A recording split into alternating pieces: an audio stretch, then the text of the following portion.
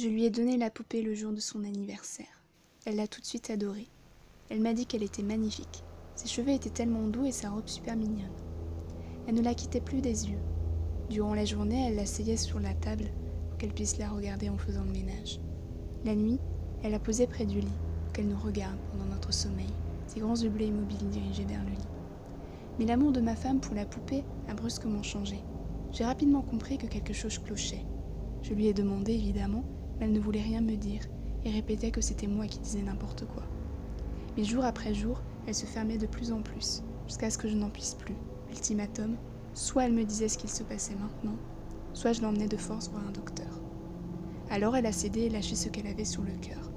Elle m'a dit que c'était la poupée, qu'elle avait changé, qu'elle avait l'impression de se faire constamment observer. Il semblait même que celle-ci bougeait. Ça m'a bien entendu inquiétée et j'ai décidé de jeter un coup d'œil à cette poupée. Elle était assise immobile sous la table de chevet dans la chambre, ses grands yeux bleus fixes toujours aussi beaux. Je n'ai pas pu m'empêcher d'avoir un soupir de soulagement. Bien sûr qu'elle ne bougeait pas. C'était impossible. J'allais faire demi-tour lorsque j'ai vu un tout petit mouvement du coin de l'œil. Je suis retournée vers la poupée pour coller mon visage au sien et fixer ses yeux. Quelque chose bougeait. J'ai essayé de me concentrer, tenter de regarder plus près. Oui, incontestablement, il y avait un mouvement. Mais pas de l'œil lui-même, c'était juste derrière.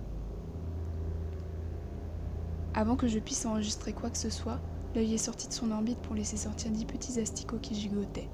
Choquée, j'ai brusquement reculé, faisant tomber la poupée. Ma femme m'a appelé pour savoir ce qu'il se passait, mais je lui ai dit de ne pas s'en faire. J'ai donc pris la poupée, utilisé un mouchoir pour nettoyer les verres. Et en pressant la peau et le plastique, j'ai vu qu'il y en avait plein d'autres à l'intérieur. Trop tôt, beaucoup trop tôt. J'avais espéré qu'elle tiendrait mieux. Je vais devoir lui en trouver une autre. Peut-être la garder en vie au début pour qu'elle dure plus longtemps. En jetant la poupée, je me suis rappelé de ce que ma femme m'avait dit à propos des belles boucles, blondes de la petite Katie, qui habitait quelques immeubles plus loin. N'avait-elle pas aussi de grands et beaux yeux bleus ?